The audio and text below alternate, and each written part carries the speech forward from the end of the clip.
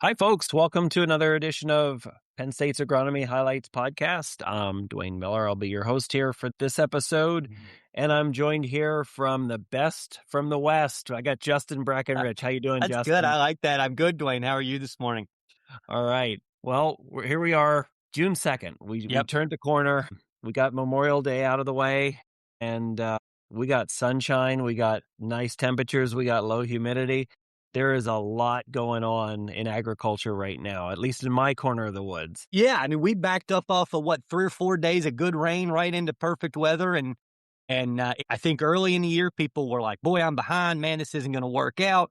Now all of a sudden it feels like right back on schedule. I think things will catch up pretty quickly. And we've got a different type of episode today. We are going to focus on some crop conditions across the state. And we pulled in a couple other educators from around the state. And we're going to talk to each of those folks about what they're seeing across their corner of the state. And then we'll tackle one central question for our episodes. I'm going to introduce our guests for this episode. We're going to start down in Lancaster. We're going to say hi to Heidi Reed. Heidi, you want to introduce yourself, please? Hello, everyone. I'm Heidi Reed, agronomy educator based in Lancaster.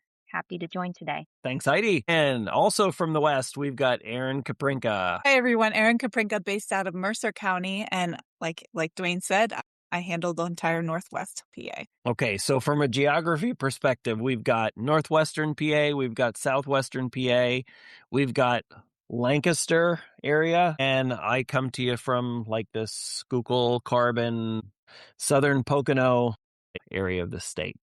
So let's start. Maybe I'll pick on Heidi first, since you might have the most progressed crops. What are you seeing out there? Talking to folks, what's happening out in the fields in Lancaster right now? Sure. So in terms of our grain crops, barley is really progressing. It is just starting to turn that light golden brown, still not mature, but on its way into ripening. And we've got wheat just starting to get into the milk stage. So we'll be doing our wheat tour next week to assess for head scab, and it'll be a little bit further by then. In terms of our soybeans, we're looking at about V3 on down to maybe it was just planted in the last week. And for corn, I would venture to guess very little corn that has not been planted in the southeastern region of the state. We have some corn at V5, V6 ready to be side dressed, and then there's some that might have just gone in the last week. But for sure, planting has wrapped up on corn. And I did just see this morning on my drive to work, we've got tobacco starting to be transplanted down here. So things are moving along. A lot of hay still being made if folks couldn't get it made last week, but you hit the nail on the head with ideal conditions. We are technically still above average for growing degree days for the year. However, that is mostly attributed to those couple of weeks of real warm weather very early in the year, like in March, April. And now, things have been cool for a while, and our growing degree accumulation is a bit slow. So it seems cool, even though overall we have a lot of growing degree days for the year. And then in the southeast, we are still technically in a drought, even though we had some rain last week, but we are still dry for our totals for the year. So hoping to see some more rain coming in this weekend, and then steady every couple of days. Half an inch of rain would be lovely. I put my farmer hat on here for a little bit, and I was kind of, like Justin said, chomping at the bit going, oh my gosh, when are we going to go? And boy, the honeymoon's kind of wearing off right now. There's not enough hours in the day to get all those tasks accomplished. And I'll go next from my corner of the world. I'll echo that dryness does continue when you look at the accumulation of moisture here in our neck of the woods. I planted my first beans April 24th. I was kind of watching those and calculating growing degree days and moisture, and we are about 25% drier than average since that time frame. And when I look at the growing degree days, we are just slightly cooler than that 10-year historical average. But to your point, Heidi, it seemed like when you look back at it, we had that couple warm days and then another cool stretch, but seems like at least in my neck of the woods, no-till corn. It's finally getting a little bit of green color. It was just kind of sitting there looking pretty ugly for a while, and now it's catching up. And when I compare that first soybean planting that I did on the 24th, we've got 370 growing degree days. And then I look back at some of my planting records and where we were, maybe the 16th, 17th of May, we finally got another nice stretch of weather to get some crops in the ground. And since then, it's about 220 growing degree days. So really not a whole lot of degree day accumulation from that standpoint. We've seen a tremendous amount of progression on crop planting in my locale. There are a lot of guys that did finish up over the weekend or maybe very early this week. There are still some fields to be planted. When you get around, you're seeing planters still in the field. So there's some seed in the bag yet. But this is a decision-making process we talked about in another podcast episode. When the worlds collide here in May and it's time to make hay and plant corn and plant beans, and what do you choose to do? And if you don't have enough help to fill those tractor seats, it becomes a trade-off of sorts. We've got a lot of everything going on. Crops, they're moving along, but they're moving along slowly. Corn somewhere around V3, maybe V4 for some of the most progressed stuff. And soybeans just being planted, maybe V1 for my corner of the state. Justin, how about down in the Southwest? What's going on in your neck of the woods? It's always interesting when we do these and we get together as kind of a group. As different as we are as a state, it often seems like we kind of all align the same way in early spring. We were really behind. And Dwayne, I think you may have said some of that we got a lot of rain early and it was kind of cold. Then it got hot and then it didn't. And I think that led to one of the big questions that we've talked about a little bit is cover crops might have been a little taller than we wanted them, especially some of our cereals, because we just couldn't get in there to spray those down. Corn and beans, anywhere from VE to probably V2 or V3, they're just not growing as well as maybe they would want. And I think that's led to yesterday I was out looking at some stuff and we're starting to see maybe some zinc deficiencies and stuff like that because we are cold and we are wet. Just for contrast, so I cover Washington, Greene, and Fayette counties. We use Bushels as a team, the Bushels app, where we can track growing degrees and temperatures. And I set 2 fields for planted on May 7th. Washington right now is 7.6% drier and 4.9% cooler, whereas Fayette, about 30 miles away, is 40% wetter and 11% cooler. And so we've got like this huge spectrum of haves and have-nots, right, when it comes to rain and weather. A lot of it got in early because there wasn't any rain. A lot of them were behind, but regardless. Last week, we got a lot of wheat and triticale and stuff sprayed. I think that was kind of our timing to get that done because the rain was over, and we may have missed our window a little, but we do the best we can. And right now, hay and alfalfa are really being taken off with as much haste as people can.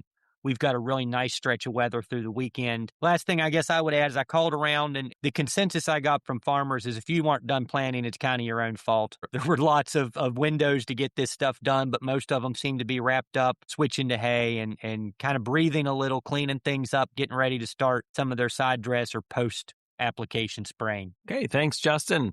We're going to wrap up our conditions. We're going to go north on 79 here. We're going to visit the great Northwest. Aaron, what do you have to share? Well, all the weather reports, 80 is the cutoff, just so you know. South of 80, we'll start there. I have Lawrence County, south of 80. In terms of planting right now, they were kind of our cutoff there. As far as rainfall, they got a little bit less than everything north of 80. And they are wrapping up their soybeans and corn for the most part and starting hay. If that's the way that they do down there, they usually they do corn, soybeans, and then they work on hay. Everything north of I-80 has been pretty much in the spring. It was very, very wet. The rest of the state was reporting dry, and we were very wet up there. And they are still a couple inches to the good for the year for the rainfall, if not more than that. Depending on soil types, anything north of I-80, some of them are still drying out. And in terms of planting, we do have a lot of seed still in the bag or going into the field just this week. I've had several farmers tell me that today is the day, and as we're recording this on the 2nd of June, the day is the day that they're going to start planting. So it should be a nice time for a lot of planting. Hay, a lot of hay is being cut right now and ready to be baled. In terms of drying, there's a lot of sunshine, low humidity. but it is taking a little bit to dry it. Hay quality for our area. The frost has really gotten a lot of farmers. If you've had low fertility or normal fertility, if I have had some farmers that have a little bit higher fertility on their ground, and that hay seems to have grown. It was big enough when it got hit with the frost that, the forage quality is still there and the amount is still there. But in terms of hay, the hay is where it's at for the Northwest coming off, and stands are a little bit thinner than what they had planned. VE is where the crops are in Lawrence County, but up above in the Northwest, a lot still in the bag. And I think that's typical when we get together as educators and talk. There's this lag up there in the Northwest when everybody's just kind of waiting, and you finally get an opportunity to get in those fields. And boy, the differences in the ability, the soils across Pennsylvania. I'm blessed and cursed in my area. We've got a lot of shales. I think back to like 2.1 inches of rain over the Memorial Day holiday weekend. And by Tuesday afternoon, guys were back in the field already, at it. Where some of these folks with the heavy ground that holds that water, boy, much, much different. So thanks for all your contributions of crop conditions across the state.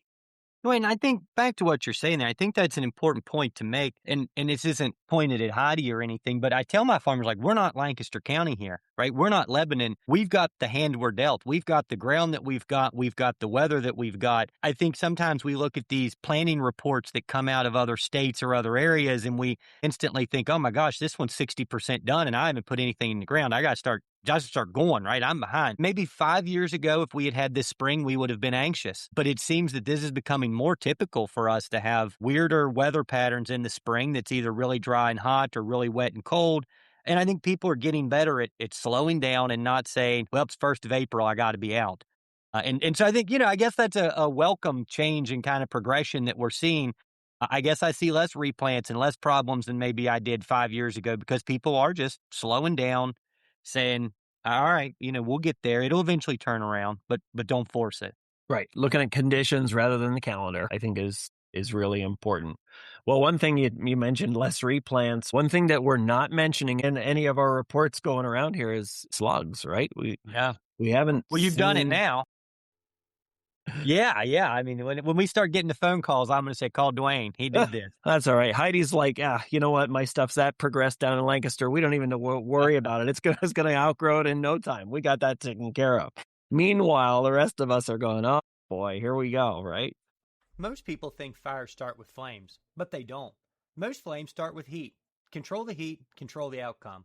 That's why Mark Twinoffel with Midwest Ag Risk Control focuses on one question: how fast can you control the heat? Around the farm or in the field, Mark recommends the Enforcer One system with Firebowl foam, built to cool fast, cling to surfaces, and stop reignition. To find out more about this system, call or text Mark at 618-521-6805 or online at enforcer.com. Are you or your ag-related business interested in becoming a sponsor of the show? Support Penn State Extension's mission to provide trusted, research-based agronomy insights by sponsoring Season 4 of the Agronomy Highlights podcast. Advertising opportunities are available, and you can register directly or take a look at the sponsorship packages and pricing in the link below in the show notes. Feel free to reach out to me directly by emailing rms6953@psu.edu if you have further questions. Now, back to the episode. So our goal with these episodes is we're really going to try to tackle one additional question, talk a couple minutes about it, and something that we think might be timely and on people's minds. This week's question is going to be, I'm going to pose this to you, all the experts here: nitrogen prices. Hey, they're high. Everybody knows it. We're thinking about side dress time. Heidi, you just mentioned you've got some corn that's V5, V6. We're going to be thinking about that really, really quickly. With those nitrogen prices, what tools, what tactics should we be thinking about and using to make sure that your crop isn't undersupplied for nitrogen, but in the same token, not wasting money? So, something to think about, chew on for a second here. Anybody have any thoughts on what we should be thinking or doing and recommending? Yeah, well, my first thought always with this is the side dress nitrate test, Dwayne, which was recently recalibrated. If folks didn't know, 15 or 20 years ago when that tool was first developed, it was developed in fields that were tilled, and we've moved significantly into no-till and the use of cover crops. And there was some concern that the PSNT was not accurate for the way we currently manage our fields. So that was recently recalibrated by Dr. Charlie White and his team a couple of years ago. And that's always the first tool that I would reach for. And Charlie also has developed another tool. If folks are using cover crops, there's always a question, how much nitrogen am I actually getting from this legume, or how much nitrogen is being tied up by that cereal rye cover crop? How do I need to alter my nitrogen management? And that comes into play this time of year. We're thinking about side dress. And so this corn end decision tool calculator that's been developed, where it is based on your corn yield goal, your soil type, your soil organic matter, the type of cover crop, and the amount of biomass that you developed, and then an economic optimum nitrogen application rate based on what you have is provided. So it can be good to take a look at that before deciding on what you're going to side dress with this year, in addition to the PSNT. Go back to just a little bit of a conversation around the PSNT. And you just have to remember with the PSNT, if you are putting down a significant amount of nitrogen at planting, I believe that number is somewhere around that 50-pound rate, if I'm remembering correctly. Somebody can correct me if I'm wrong, but folks that are putting down 200 pounds of 10-20-20 and then some UAN at herbicide time, that may not be the most optimal tool for you if you're using a significant amount of nitrogen. So if you're in a manure situation, hey, that might be a pretty good tool for you, right? Just be careful that you might not get the result you're looking for if you're putting on too much nitrogen on the front end of the crop. So, Dwayne, I know you pulled that out of the archives, but very good. It is less than 50 pounds up front with starter in and or used as your herbicide carrier. So kind of piggybacking off of that, I'll shamelessly plug the podcast, Season 3, Episode 16. We were joined by Rob Minen and John Spargo, and we had a very nice discussion about where PSNT testing fits in the scheme and how that kind of contributes manure, and if you're using manure and mineralization. So a really good episode if that's something interested for you.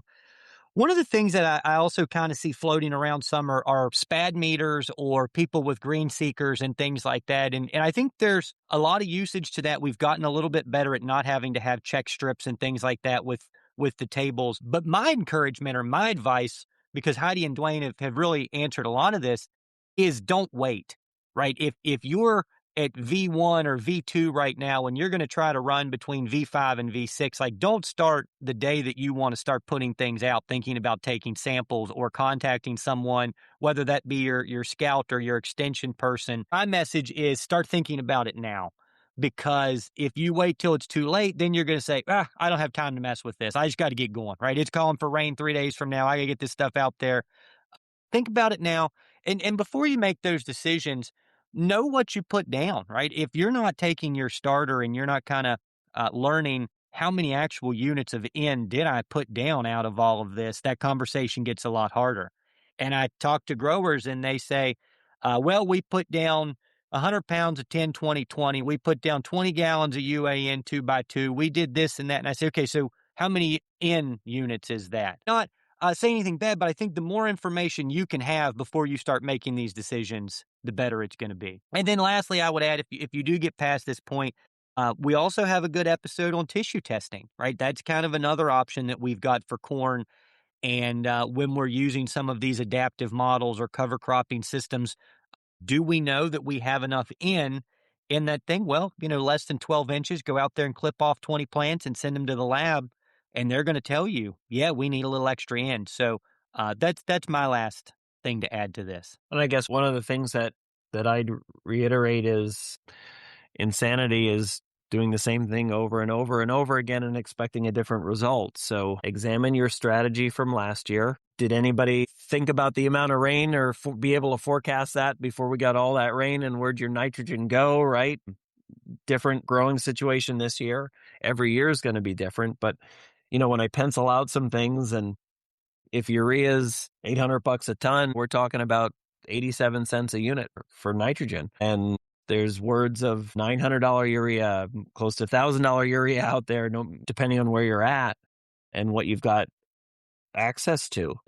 We're coming into a situation where economics is going to pull into play. And the other point that I guess I would drive home is think about that economic optimal rate to be doing. Understand what your soil's capabilities are. And just because you hear that somebody down in the breadbasket got a 325 bushel doesn't mean that your soils are capable of doing that as well. But fertilize to the capability of your soil, I think, is one thing that I'd like to add. If you don't mind, I just thought of this here is that for a very long time, the old standby advice has been count on a unit of nitrogen per bushel of yield that you want to achieve. And we know that at this point, our corn is, depending on the weather, right, in a given year, but generally more efficient than that, meaning you can apply less than 1 unit of nitrogen per bushel of yield and still achieve your yield goal. So a lot of folks are over applying. And again, it's weather dependent. If we don't have moisture, the corn's not going to grow regardless of what you put out. But bear that in mind. Just to wrap it up here, everything was pretty much covered. But Dwayne, I love how you threw in the economics of everything as well and what your soils are capable of, because sometimes, especially in the Northwest, we do compare ourselves and keep putting in all these inputs, and we need to factor in the economics of them. And if our yields are less, it doesn't necessarily determine how much we've made per acre compared to somebody that's putting in extra inputs. So I love how you touched on that too. When we keep all of this in mind, another piece of the puzzle. One of my favorite conversations is you ask a producer, what did you plan for on yield? And they say 180. And I say, okay, what is your historic 10-year farm average? And they say, 157, right? And so like that kind of brings that back into perspective again too, right? If you know for the last 10 years you're averaging 160, I understand this idea of we're going to outbushel it this year and we're going to get some extra money. But if we're applying that 20 extra units at $1, for easy math, let's call it $1. I mean, that's $20 an acre that we're putting out there with a prayer and a finger crossed that it's all going to work out when it hasn't over the last 10 years. Just as kind of a summary of this, I think what we talked about was knowing what you put out to begin with, right? I think that's an important place to start. Next, looking at some of the tools that we have available. Is that the PSNT and you're going out and taking a soil sample and sending that off? Is it tissue testing? Is it looking at some of these adaptive N models? I would suggest something like that if you're going to do it. That's probably a planting season 27 activity, but it's still something for you to really think about as you're getting some of these results back. Once you send these off and you get results back, right now the decision becomes what's going to happen between mid-June and mid-August, right? Crystal ball time, we look in and we decide to see what we're going to see.